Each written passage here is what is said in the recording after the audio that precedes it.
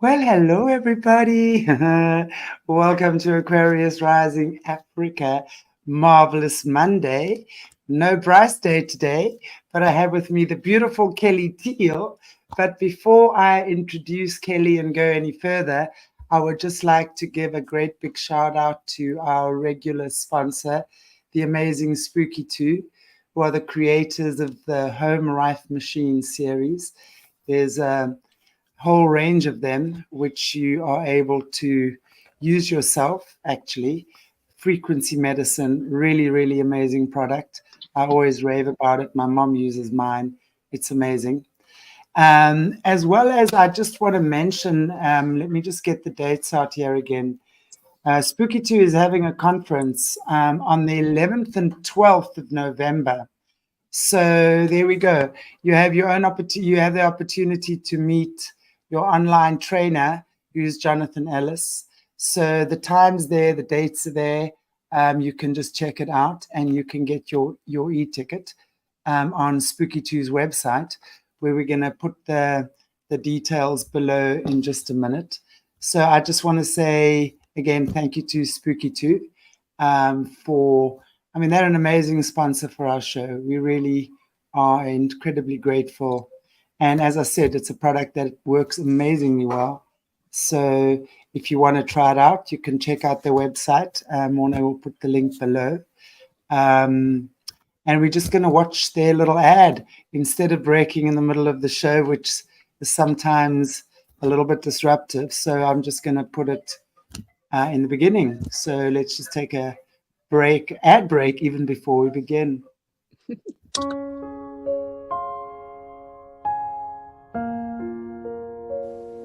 Hi. About a week ago, I felt like I was getting a bladder infection. I was surprised at this because it had been over 30 years since my last one. As the evening went on, the pain increased, and even though I had started drinking cranberry juice and more water, by 4 a.m. I was in pretty good pain and going little bits quite often. But I got the idea to program my rife machine, my GeneratorX Pro actually, for bladder infection. Since I have my generators set up all the time, it was easily done, and I was amazed at how fast the rifing took away the bladder pain. I was able to go to sleep that night, and now it did not totally heal the infection immediately, but it did help with the pain to keep it down, and it helped me to heal faster. And believe me, I was thrilled for having my rife machine to help with this issue. So I thought I would pass this along for others in case they get a bladder infection and they can help themselves. Have a great day. Bye.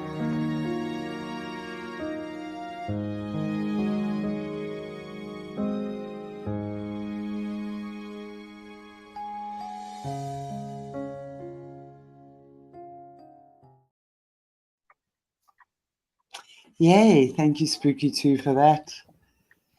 And so moving onward and forward with our Monday, and happy week, everybody. I hope you have a fantastic week.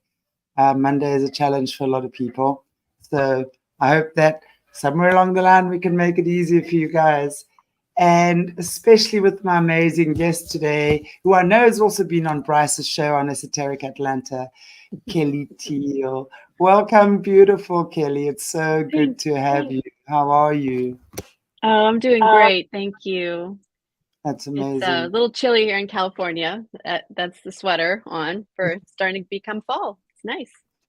Well, we're supposed to be having a summer here, but as you can see, I'm still dressed for winter. So I guess coastal weather will be what it is, right?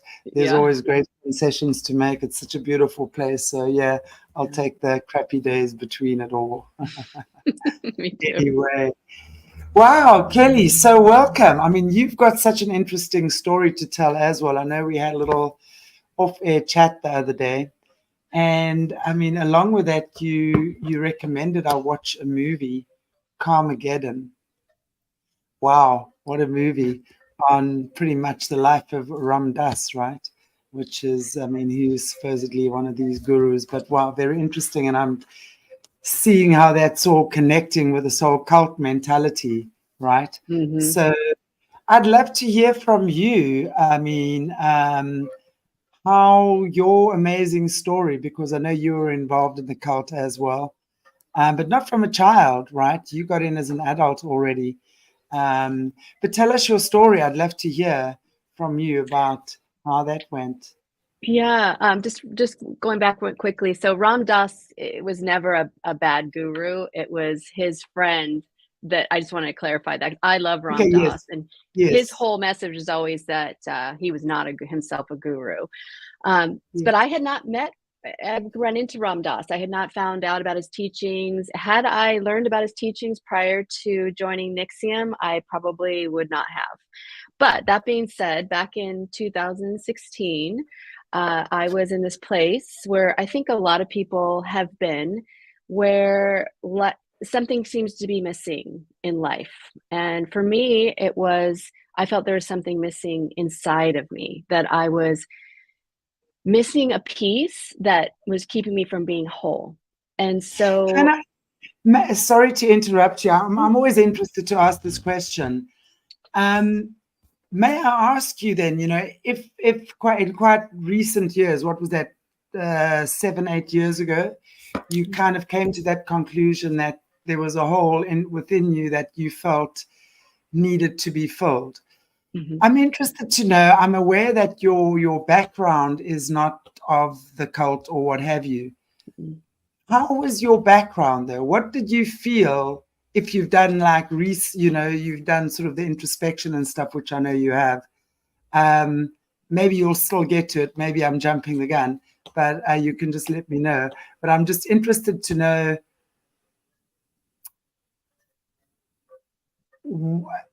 if you look at to that point in your life, there would have been something that was missing clearly before that, right? And it might only have been realized at that point. What did you find it is? And also, I mean, the reason for my question is because every story I hear like this, where there's some kind of a cult or whatever involved, the child has always had some kind of a fragmented past, maybe. So I'm interested to know, in terms of that, from your point, from where you've been. Well, I certainly think that that happens many times, that children have traumatic experiences which fragment them and lead them into certain areas, maybe even like the Manson cult. I think a lot of those young people had experienced a lot of terrible things, but I personally didn't. I didn't have any major trauma other than, divorced parents and the usual, a little bit of bullying in middle school maybe and some things like that. So I wouldn't consider my past traumatic, but what I would say is that from a young age, I had always been a seeker.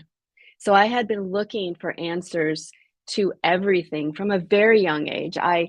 At the time, what in our house, all we really had was an Encyclopedia Britannica, dictionary, and access to maps and a lot of different books. And so for me, I would go to my parents and ask them these questions like, what happens after we die? Is there a heaven and hell? I mean, what happened to the Egyptians? And my parents were always so busy and they would say, well, I'm not a walking encyclopedia. Go look it up for yourself. This is before the internet, so I'm dating myself. So we didn't have a lot of access other than the library. And so I started on this journey, like probably when I was 10 years old, trying to figure out what was going on with all of these things in the past. And I was obsessed with Egyptian mummies and Olduvai Gorge and Africa, where they found Lucy, the bones of Lucy, and all of these things. So as I got older, I continued to search and search, and I became a homeopath. I became a Reiki master teacher. I went to school for all of this. I traveled to the Philippines to work with psychic healers that actually go into the body with their hands and pull things out. I met the Dalai Lama through some friends. That's a whole other story. And so I had been on this spiritual journey for a long time, and I'd been helping people and coaching people. And then I just sort of hit this wall where it's like, there's just something missing. I just didn't feel whole. And like I said, I did all this education in energy medicine and worked with lots of people and did readings, psychic readings, the whole 9 yards. And I just wasn't happy. I just wasn't fulfilled. And there was no reason for me not to be. But I believed that there was something outside of myself that was the answer. And I didn't know what that answer was. And I think that came from being a seeker, trying to always find the answer. And most of the things we're looking for as seekers, we never really get the answer. But along came NXIVM. I was introduced to NXIVM in 2016, and they purported to have the answer. They said, we're a scientific company. We use regular data. We have what's called rational inquiry, and we'll be able to help you get at these things that are holding you back. And I was so desperate for an answer at this point that I was like, okay, sounds good. Let me try these classes. So that's kind of how I came into it as a seeker, looking for an answer. And I was very vulnerable at that time because I felt like I was coming to the end of my rope in terms of finding an answer. So I don't know if that kind of gives you an idea of what. Yeah, it absolutely does. And I know I'm probably looking a bit like a teacher writing the notes down here. No. I just saw myself with this great big book open up. I went, uh-oh. I'm just actually enjoying, because, it makes, for me, I've been a healer for many years. And I've always understood that change, true, lasting, and authentic change has to come from within. Yes. It is really a connection between you and God, right? Yes. And that's when we establish that connection with God, and it's like the weight is dissolved off our shoulders in that moment. We feel a sense of release or relief that you can't explain unless you've actually experienced that. For me, that's the true bliss. And sometimes it's tiny, other times it's bigger, depending on whatever the situation is, right? Mm-hmm. And it's so interesting because what you're saying is, here came this company with all the technology, saying, well, this will just zap that away, that will just zap that away, and you will just be the perfect frequency flying being. Mm-hmm. Yeah, exactly. And right. Wow. Yeah, and this particular organization was really doing what is called, micro recruiting, right? So they're recruiting people just like me. They're recruiting people who can speak well, who can recruit other people, who people are going to believe are doing better. When I say that I'm doing better within the organization, they're going to believe me. So that's what they were doing. They were recruiting people like me. Was it like a pyramid scheme, like Amway or that sort of thing? It was like an MLM, a multi-level marketing company. Okay. The enrollment part was run like that. And later on, when it got into the sex slave part of the organization, which was a subgroup, that was also sort of multi-level marketing. They wanted the slaves, the 7 original slaves that were slaves to keep, to bring in 7 of their own, and those 7 were to bring in 7 more. It's not funny, but that's how it was kind of built. So it was the first sex slave multi-level marketing company out there. So I'd love to elaborate on that, but I mean, I'm sure are we going to get there later? Do you want to? We will. Go Yeah, I think. I don't want to jump in all over the show yet. Yeah. But please carry on. Yeah. Wow. Very interesting. So it is multi-level marketing. They really have a wonderful way of luring people in, don't they? Yeah, I mean, they had all these promises of you're going to be happy. We're going to get to your issues. You'll be able to be productive. You'll be able to be measurable and accountable. So it's all of these things that I wanted to be. I just wanted to be happy, and I wanted to be a good person that could help other people. That's it. That's all I wanted.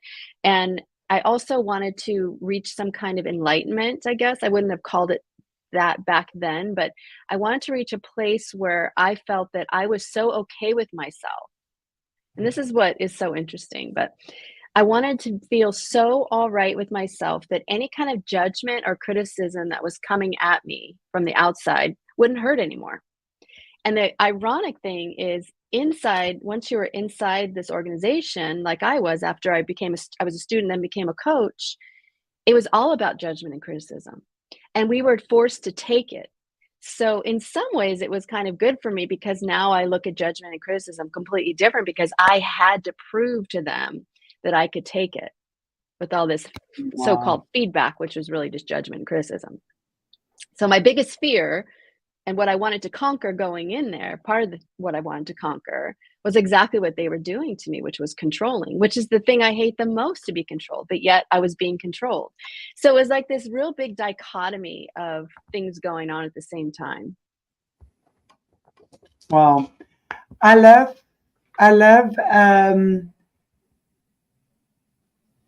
having just watched the Carmageddon movie, right? And I'd love to chat about that as well, because it's so true, you know, at the end, and I don't know if any of the viewers actually watched that movie, and if not, I highly recommend you do, because, and thank you so much, Kelly, for recommending that, because it really explains the relationship between the guru and the disciple, right? And that, you know, and how this experience was such a negative roller coaster, up down experience for the guy who's actually making the movie, right? And at the end, he comes to the understanding and realization of what it was that he needed to learn.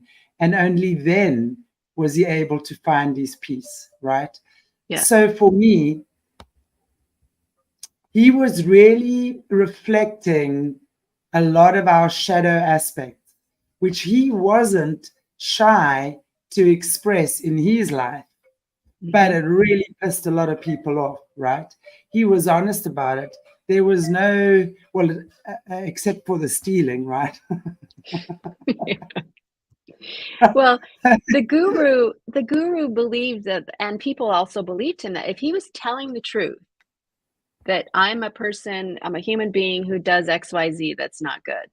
That somehow, if everyone's like, wow, he's telling the truth about his human foibles, let's say, that doesn't make it okay. So one of the things that I learned after getting out of NXIVM was that we're kind of led to believe that, you know, good people, they can do bad things sometimes, right? They can make mistakes, they can do bad things. But bad people can't do good things, right? So a bad person is just a bad person.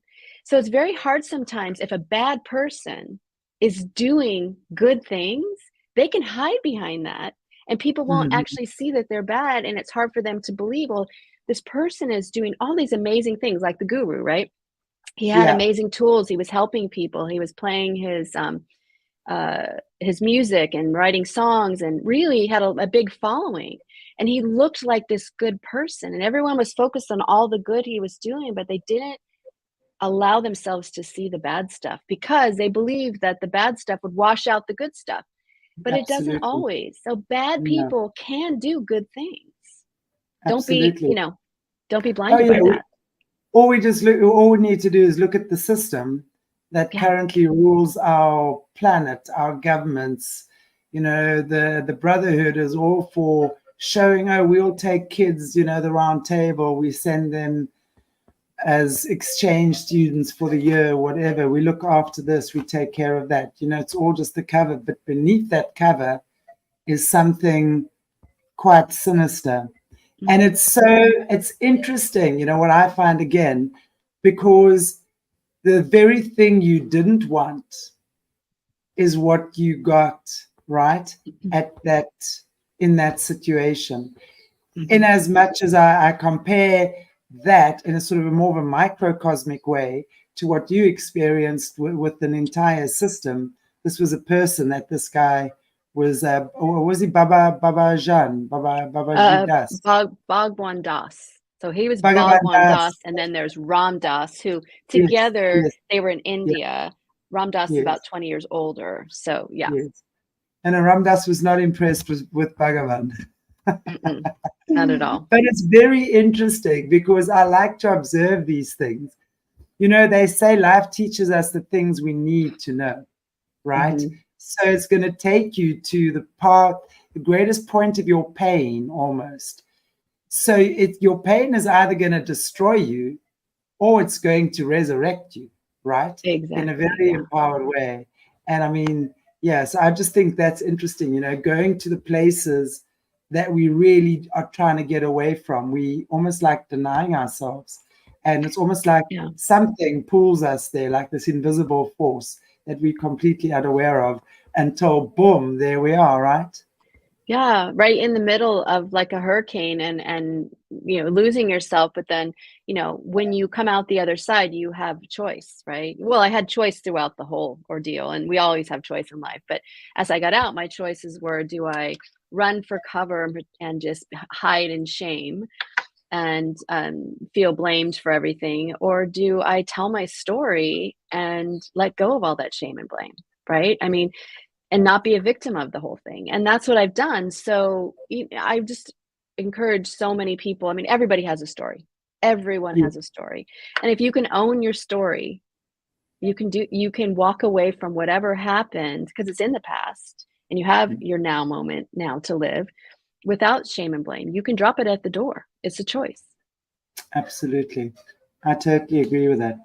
I'd love to hear about how it was for you. Can you tell us about your experience in this organization? Yes. So when I joined the organization, I started taking classes like a student, and I was just in love with the classes because, again, you have these tools, these classes, curriculum that are really great, very useful. Anyone that went through the curriculum pretty much was like, wow, this is really great. They've targeted me because of who I was as a person, and the people. I had a lot of friends, a big group of um, business people that I knew, and they really wanted me to recruit them. And so they really pushed me to become a coach. And I wanted to become a coach because I wanted to use this curriculum with other people and help people coming through the program. So I became a coach very quickly and started working my way up the stripe path very fast. And I was with them all the time. I was constantly flying back to Albany or flying to Canada or going up to LA to help teach classes and coach.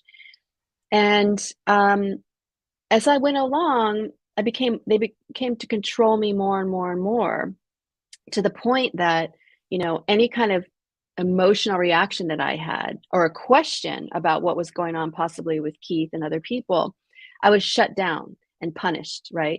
And every time I'd ask a question, they would say something like, well, Kelly, do you have any data on that? Did you actually see it happen? Well, no, I heard that it happened. Well, then that's not really data. So you need to like work on yourself. Let's talk about where your the places in you that need work.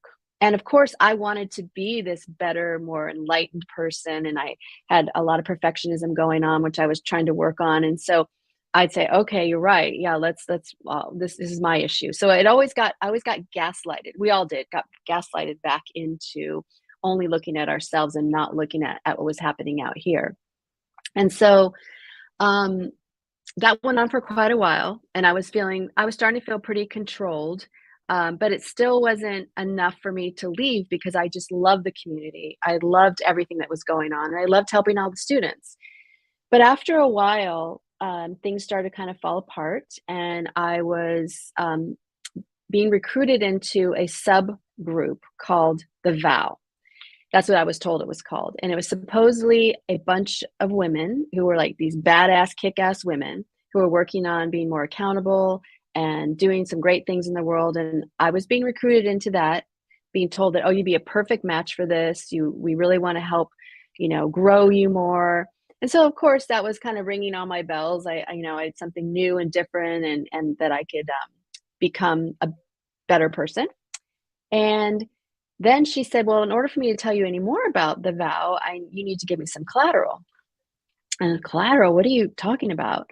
Now, this was my coach. So she was someone that I looked up to. She was someone that kind of made decisions about my growth and my working my way up the stripe path, and sort of like a boss in a way, who's in charge of promotions. And so I asked what kind of collateral, and she said, well, it can be anything. You can tell something about your family that you don't want anyone to know. And if you can't think of anything, you can make up a lie. And I'm thinking, okay, this is just getting too much for me. I was in overwhelm, and I had already been working. I was tired. And so I kind of ended the dinner. We were out to dinner and just kind of left there thinking, well, I want to know more, but I don't want to involve my family. I don't want to involve my husband, anybody else. I don't want to give collateral. And so I avoided this person for a good 3 weeks, really struggling, because I knew if I continued to do this, that it might affect what I was doing in NXIVM and the path that I was on there. And then one day someone called me from Canada and they said, "Have you heard about DOS?" And I said, "What is DOS? I have no idea what you're talking about." I said, "Well, it's a Latin acronym for master slave over obedient woman." I'm like, "What are you talking about?" I said, "Well, you have to go to the Frank report, but I can't tell you anymore." She sent me the link and she said, "Don't tell anyone that I called you." Like, okay, this is just so weird. So of course I click on the link and they're talking about these sex slaves that are part of something that Keith Raniere had started, which was the leader of NXIVM. And I'm thinking, this can't be true. Like, Keith's a good guy. Like, he's helping everybody. He's a humanitarian. He's trying to make the world a better place. He's created this curriculum that we all are doing so well with, and he couldn't be doing this. This is a big lie. This has got to be wrong. And I keep reading down, and they're talking about this group called DOS, which was also called the Vow. I'm like, cool, okay. And that they asked all these women for collateral. And when I saw the word collateral, it was almost as if someone just woke me up. And I thought, oh my gosh. So I called the person that had been recruiting me and I said, "Is this what you were talking about? This Frank, it's in the Frank report. Is this what you're talking about?" And she said, "Yes." And I just hung up the phone and I was just sitting there. And all of a sudden I had this wave. And as a energy worker, I'm sure, and any human actually has probably experienced things like this, where there's almost like a wave of knowingness that comes from the side. It was like a huge tsunami came from my right side, went right to my body. That a cold one, a cold wave, a very cold one. Like, Keith is evil. And then it went back this way. And it was only, I get chills even talking about this. It just, lasted for a couple of seconds. And I remember thinking, no, I can't even have that thought. Like, I'm not allowed to have that thought. It was the strangest thing because it opened me up, complete knowingness, 100% knowingness, and then washed right back out of me like, whoa, I'm not allowed to have that thought about Keith, because I was so indoctrinated into the program, right? So long story short, as more information came out and it was sort of, this is what's going down, I was asked by Stars, the company Stars, to do a documentary, which I was very reluctant to do at the time. And, but I was told, you're going to help a lot of people. And of course, that was still one of my buzzwords. And I thought, okay, yeah, I could help educate people on how not to get into cults. So I did a couple of documentaries. I've written a book. I've really dealt, I had a lot of therapy, did a lot of ketamine therapy, and also talk therapy to get to myself to a place where I could talk about this in a very objective way, while also processing the trauma and everything else that happened within the organization of being controlled, lack of sleep, lack of food, all of that. So it was very traumatic getting out, but while I was in the organization, I was kind of devoid a lot of feelings. You kind of, as you become more and more controlled, your reactions and your emotions become more controlled as well. So I kind of was like a zombie. So when I came out, of course, I felt a ton of shame and everything. So I really had to relearn how to be an emotional human being, if that makes sense. Absolutely.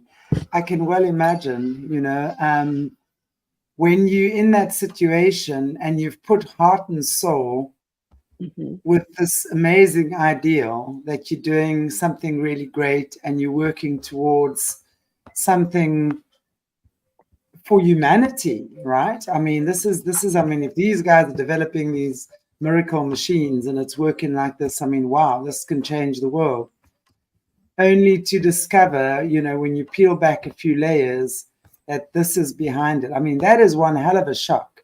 That's why I say it's that ice cold wave. It's not just a wave. It's like this ice cold tidal wave. I would imagine. It's like a complete 100% knowingness. Like, yeah, it's from that knowingness. And we all have knowingness, but for me, that moment of knowingness is now my place to measure all knowingness, if that makes sense. Because absolutely. was just so clear. And so now I'm able to actually be a lot more intuitive with myself because of that. How did you, how did you actually say no? How did you actually cut the cord there, or shut the door rather? Well, Well, imagine you have this village of people that just kind of explodes and everybody's just running away. And so that's kind of how I did it. I just sort of under the radar, just sort of left. I did write an email, a one-line email that I'm resigning from NXIVM, just so it was on the record. But it was a process. It didn't happen overnight. So for me, once finding out about this and realizing, I was so scared because Keith, they were going. The FBI was now involved. Keith had run away to Mexico. Many of the people who had been branded were going on the New York Times front page.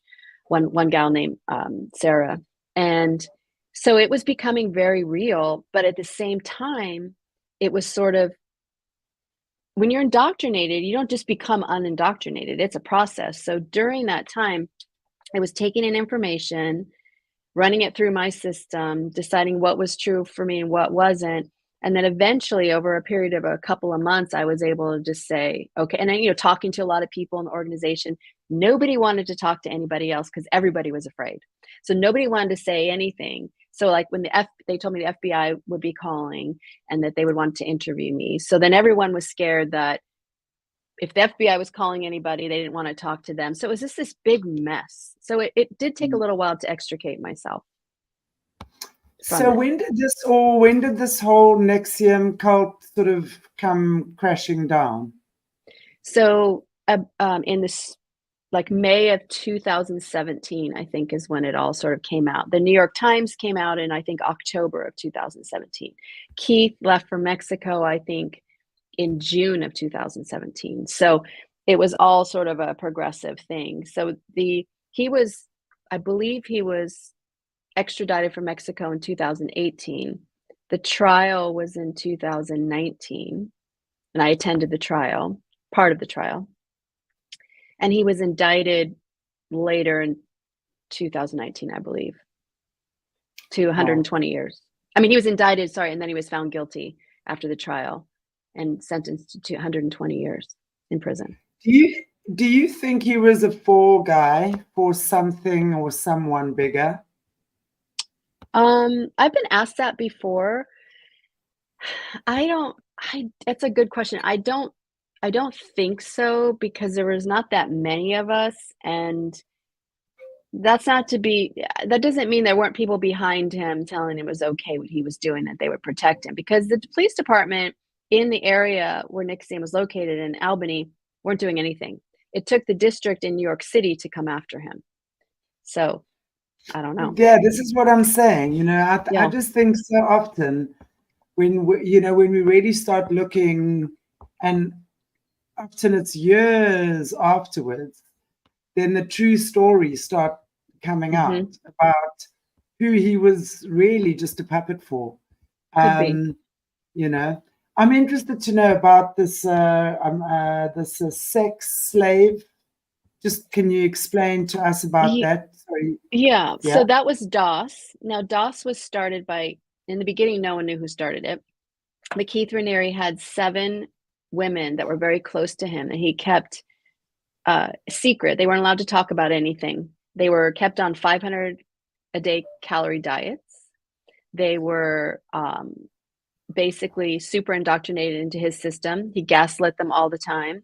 He manipulated them and controlled them. So these 7 women were part of what was called DOS, and they internally called it the vow when they were recruiting other women. And each of those 7 women had a relationship pretty much directly with Keith, sexual and intimate relationship, but the other ones didn't necessarily know the other ones were. So each of those women were supposed to recruit 7 more slaves for themselves, and so on and so on. Women. So did the woman have to recruit more women? Yes, it was women. Okay, so when you say they could recruit, the original 7 were having conjugal rights with him, for want of a polite way of saying it, And then the other 7, let's say, then they all recruited 7 who recruited 7 who recruited 7 to be, what type of slaves are we talking? I mean, what? So basically, Keith could sort of pick who he wanted to have sex with after that. So he would have some of his original 7 recruit young women, young. Like, I got recruited, but I mean, I wasn't in line for that. Clearly, I was way too old for him. But he was going after the young women, so he'd have the sex slaves recruit women, young girls for him, like just barely over 18. How young are we talking? How young are we like talking? 18 and up, very young. And So so still legal, but barely.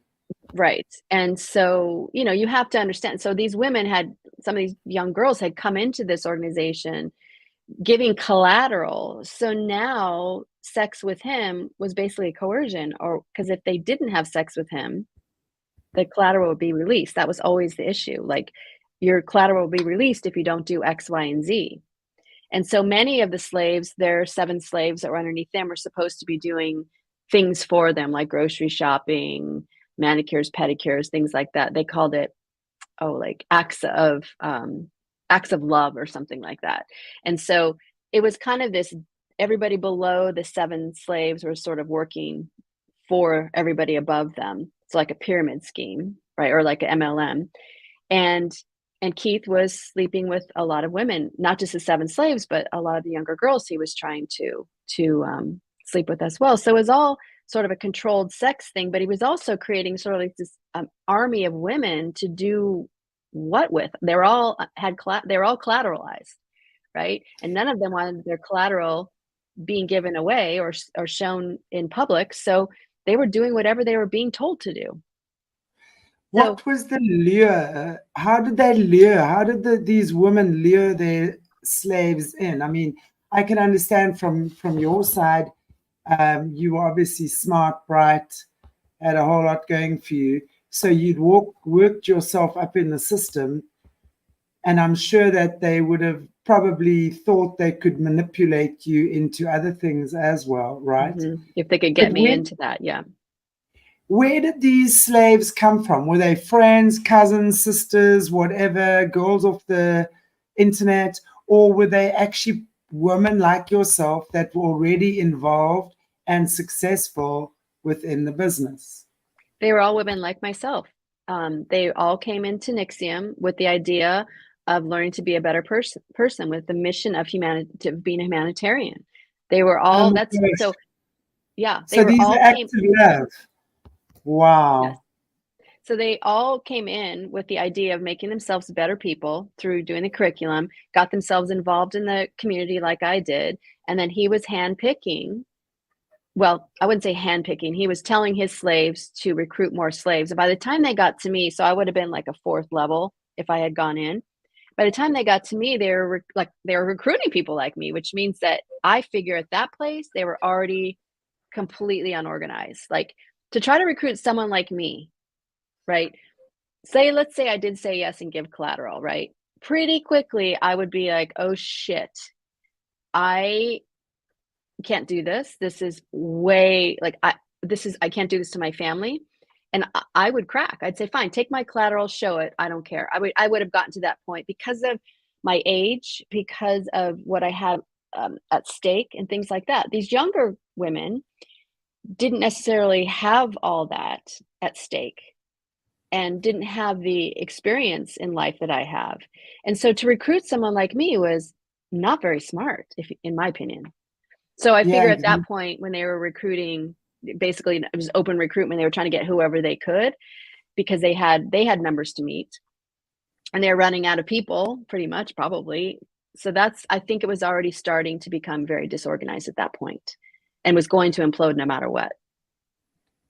What collateral are we talking here? How much collateral were the women putting down? Well, some women were giving house deeds, bank accounts. They were giving naked pictures. And apparently once you were in DOS, you had to continue to give new collateral every month.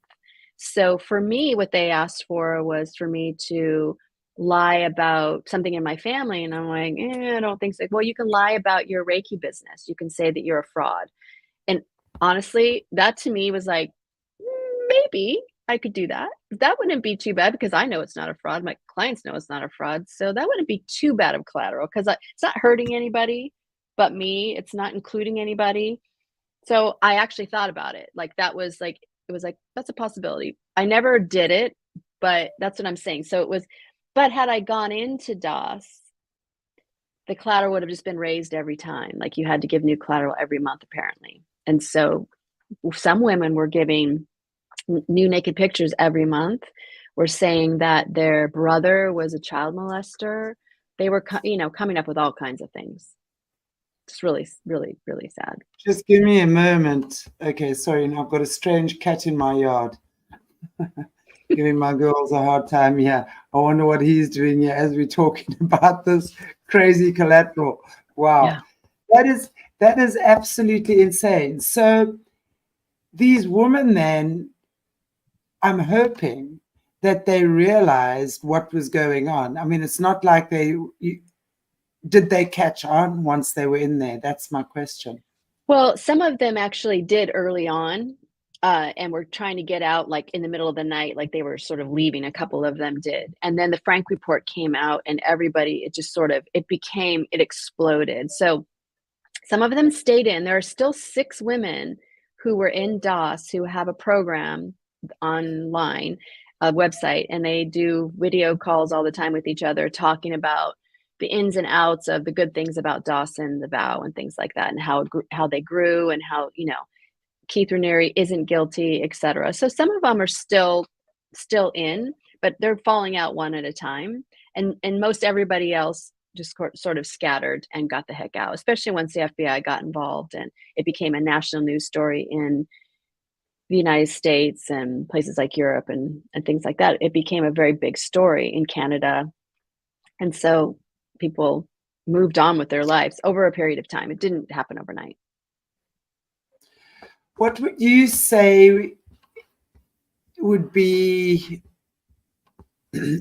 sorry, if you were to give women and men, I think women are more gullible when it comes to this sort of thing, but that certainly doesn't exclude men as well, because I think we've all been duped at some time in our life, right? All of us, right? So no one, we unknowingly, unconsciously will go to places, as we say, where we really need to be. And our choice is really, what do we take out of that experience? Are we going to be a victim and see ourselves as a victim for the rest of our lives? Or do we turn that around and turn that into something that can be glorified? And I don't mean that in a shallow way. I really mean glorified from the heart, where we've understood, like you've understood, the purpose of your being there, type thing. Mm-hmm. What would you say would be the warning signs for people who are caught up, let's say currently caught up? If someone's listening to an interview now and they're going, oh my gosh, I'm involved in something like that, right? Mm-hmm. Let's say, what advice would you give to someone who's caught up and to get out? And how would you warn people against being lured into these types of organizations? So I think the very first thing that I would say would be, if anybody promises you that they have the answer, and only they have the answer, and they have special gifts and special qualities and whatever, that's a huge red flag, huge, because no one has the answer. Not a single person on this planet has the answer. So, and that kind of promise, you can pretty much be assured that that person is looking to control you on some level. The other thing, now there's many, many red flags that would lead you to believe that there's a cult.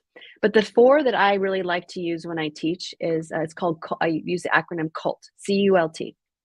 And the first one is, if you have an organization with a charismatic leader, that's usually a red flag, almost always. A charismatic leader who is, knows everything, has special gifts, etc., and do all the things that I mentioned before. U stands for a utopian society. So generally these organizations will promise like this community of people that, or a way of living that's better than what's out there, right? So a utopian society. L stands for love bombing. Now, love bombing, I'm not sure if you're familiar with, but it's really become a word in the last, like 4 or 5 years since all this cult stuff came out. But love bombing is when you come into a place, either an organization or a group, and everybody's like, oh my gosh, you're amazing. Like you have amazing qualities and you're so this and you're so that. And they literally love bomb you and they make you feel very special. And I'll tell you, it feels good. Like I was totally love bombed when I got into NXIVM, and it feels great to feel special and feel like you have special qualities and that people admire you and all of that. The other flag, and this is just 4 of many, but these are easy to remember, it stands for thought reform. So T for thought reform. And thought reform is basically asking you not to critically think, not giving you options, but telling you you need to think this way. Like this is the only answer. So basically critical thinking is off the plate, and you're having to start, in order to become part of this group, you need to think this way. You need to adapt to their ideology, their ideals, all of that. So charismatic leader, utopian society, love bombing, and thought reform. So those are just 4 easy ones. If you've got those 4, even if you have 2 out of the 4, you're probably looking at a cult. Yeah, I agree. The whole charismatic leader, again, is this the Carmageddon movie. Seriously, I mean, I was just saying to you off air, I think, who would want to sleep with that dude? You. Right? Oh. But, I mean, firstly, wow, the way that man sings, right? And he chants. Mm-hmm. I mean, throughout the movie, they were playing his music or his chanting. I mean, it is beautiful. We know that sound and music is such a powerful force in itself. I mean, we are born from sound, right? Sound, frequency, and vibration. It's one of our core resonances. So when someone is able to sing beautifully or to make beautiful music or whatever it is, immediately that would be, and also when you're looking at a lot of the people in satanic ritual abuse, right? A lot of, especially the high level kids, they all have fantastic voices, right? Because their voices are used to open up the spiritual gates, the singing, that sort of thing. Certain sound resonances that these guys know exactly what they need. They get these kids to open up that. So it really is that charisma, and it can be such a, like, let's think the Pied Piper, right? That energy that is just playing this tune and people are mesmerized and literally enchanted by a lot of these people. I mean, the Pied Piper is such a symbolic movie because it can be symbolic of so many things. And the kids just following innocently where the music is, right? Everything just following innocently where the music's going. So any form of charisma, whether it's the music, it could be good looks or what have you. And just Hitler had the best oration skills. Hitler was managed to win over so many crowds because of his oration skills. So they know he had the answer that people believed. He had the answer to their problems, right? And absolutely. So he used the Jewish community as the problem. They were the problem, right? And so what do you do with the problem? And so there's always, the charismatic leader always has an answer that you need. They have the answer to your problem. And they usually have these amazing gifts and special qualities that no one else has, that if you're near them, then somehow they're going to rub off on you. And so when he says, hey, babe, I want to sleep with you and I'll help you fix your problems, and somebody's super vulnerable and will do just about anything to get those problems fixed, they're going to do things that go against themselves normally. So that's where charismatic leaders come in. People really start to give them these special qualities that they don't even possess. and they start to believe that they're somehow closer to God or had the answer, or just That's are mystical or what have you, and people want to be closer to that. It's so true. And, I think when we're talking about spiritual gifts, wow, I think so many of us assume that if someone has spiritual gifts, it's a good thing, right? It means God has granted you those gifts. And in many instances, that is the case. In fact, in all instances, that is the case. But those gifts can be absolutely manipulated and used. I mean, these guys on the dark side are energy masters. They know exactly how to bend frequencies and contort things and manipulate and invert and contort in the most despicable way to get their way, right? So spiritual gifts are very powerful and can be very, very seductive. And especially to women, right?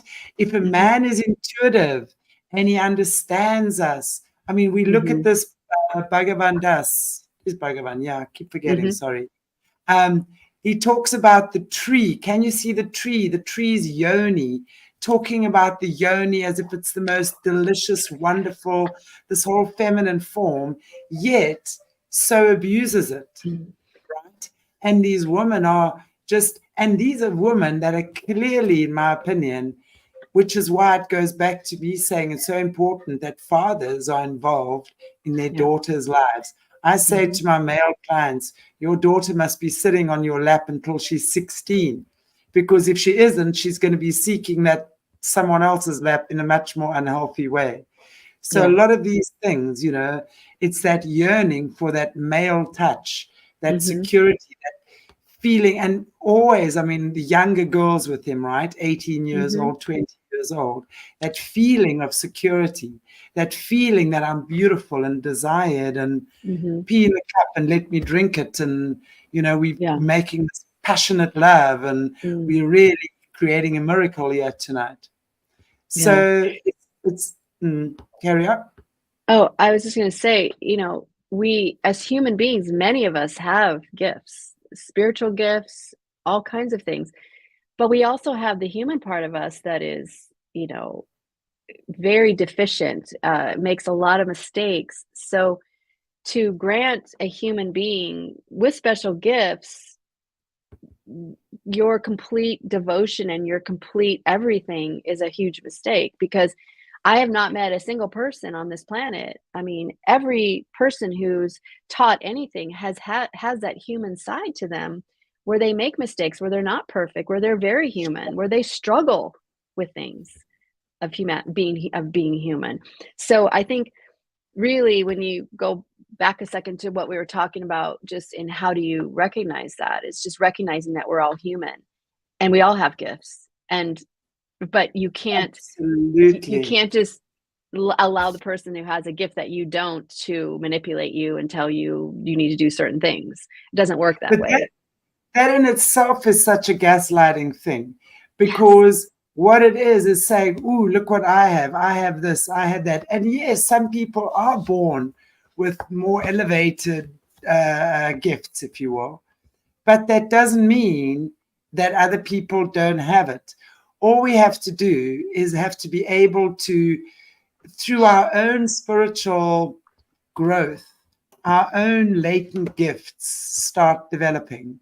And we start seeing then which direction we want to go, or where our strength is, right? Or where our heart lies, where our passion is.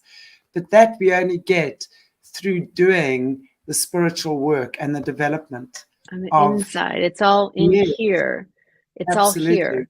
And in the moment you go out here to find the answer is where you get in trouble. And that's, why I started my whole platform and wrote my book, Unapologetically Glorious. It's like, when you get to that place, you understand that each and every one of us is glorious, and it's all right here. You just have to go in and find it and connect with it. But knowing that it's there can keep you from going out there to try to find it. And that's where people get in trouble. Exactly. And it's exactly taking me back to the beginning of our conversation, when they were talking about all these miracle machines that are going to blast your blockages away type thing. And I'm but exaggerating a bit, right? But it's all external stuff. So again, I'm saying to you guys, this again is indicative to me that how easily we are manipulated, because we have forgotten that everything we need is within us. And it really just takes us to those quiet moments where we go within, we connect with our creator, God, source, the divine, whatever you choose to call your higher being. When we connect with that and truly are in alignment with that, we are then able to naturally forge our own gifts, naturally walk in our own talent, right? And express our gifts, because all of us are different. When we haven't discovered that yet, we're going to be looking outside of ourselves, and then we're going to be jealous of others and envious of others because we think they've got something that we don't have. But in the true essence, we absolutely have it. Yeah, and I think too, is like when you go inside and look at yourself and accept yourself as perfectly imperfect, right?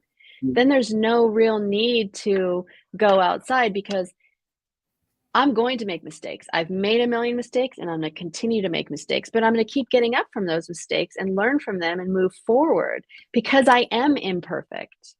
But it's all God's plan, and it's perfectly imperfect. So when you can accept yourself at that level and know that, I'm going to make a mistake on an interview, I'm going to, there's all things that are going to happen. I'm going to drop something. I'm going to say the wrong thing. I'm going to do the wrong thing. As long as you know that every other human being out there is experiencing the same thing, you can accept yourself. And when you accept yourself, you don't need to look outside anymore for that acceptance and validation, because that's what we're all doing, is validating who we are on the outside, looking on the outside to do that. Like that's what NXIVM was for me.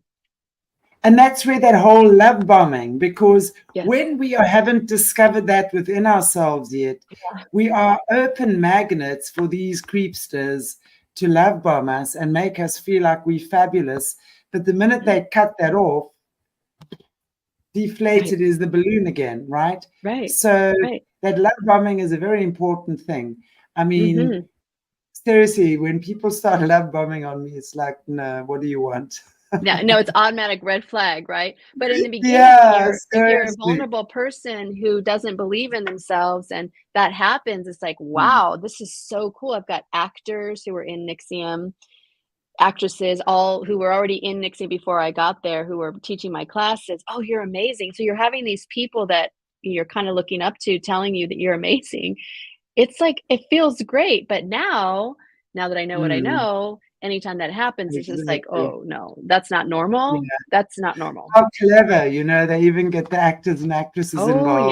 Yeah. To love bomb the guys and the women. Wow, that's insane, because it's so amazing when they have the celebrity cult, because that's what it is as well, in my opinion, the celebrity cult.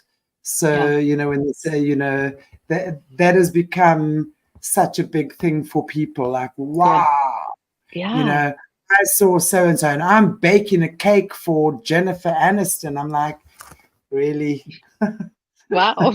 But it gives people a sense of validity. It validates them as people when they can be closer to. I'm sure Jennifer Aniston's just a pretty normal person. I'm sure she's a delightful, normal person. She doesn't, she's not any more than anyone else. She just does different things. But if you're baking a cake for her, all of a sudden you might feel, oh, I'm somehow special, I'm validated. But then again, that's going outside the self when you need to be going inside the self. And I'm baking a cake for someone. I'm going to make the best cake I can, like I'd make it for anyone else. And that's that. Exactly. And it doesn't matter, because whether you're baking a cake for a movie star or a grade 1 teacher, it should be exactly the same thing. Exactly. So it really is about realizing we are enough, always have been, always will be. And we really have been fooled in so many ways into believing we are not enough. And that's why we can be hauled into these systems and these experiences and And it really has to do with self-worth and your own confidence within yourself. But we are enough. We really all are enough in the moment now. And we may want to make different choices going forward to maybe enlighten certain things or change certain things, but we all are enough just as we are right now. And in this is all you have right now, is this moment anyway. So why not be enough? Why not choose to be enough? And then in the next moment you can choose to be a little something different, but that's enough too. And yeah, it's that striving for perfection, that was a big thing for me. And I still struggle with it. I do. But I've become so much lighter on myself, allowing mistakes, allowing flaws, laughing at myself when I make mistakes, knowing I'm going to make more, and just knowing I'm going to get up again. So that's really helped with the perfectionism thing a lot. That's beautiful. And it's good to know, it's good to know. And it's really because when we hear stories like yours, and I'm sure there have been many people that have experienced something similar, it's good to know that we're not alone, and that all of us have been duped on some level or the other at some point in our lives, whether your partner cheated on you or whether you've had a bad work experience, anything like that. It's how we learn. It's like deciding, how do we take this information and move forward with it? Do we stay stuck, resentful, bitter, or do we do what you've done and really just taken it and turned it into something that is very constructive? So thank you, Kelly, for your contribution to change. It's amazing. Thank you. And I love chatting with you. I'd love to get your book titles as well. And where can people link up with you if they want to connect with you? So my book is called Unapologetically Glorious, Owning Your Story Without Shame or Blame. I'm going to put that in the title there. And you can find that on Amazon. Glorious. Unapologetically Glorious. And that's available on Amazon, and I think a couple other book places. But if you just Google it, it will come up. My website is just Kelly Thiel, KELLYTHIEL.com. There's also a link to the book there as well, and some of the blogs I've been writing recently. And you can follow me on Instagram at the Kelly Thiel, THIEL, and you can reach me there through the messaging. And also on my website, I believe there's also a link there. Just give me your website address again. Sorry, I'm just. Website is just Kelly Thiel, KELLYTHIEL.com.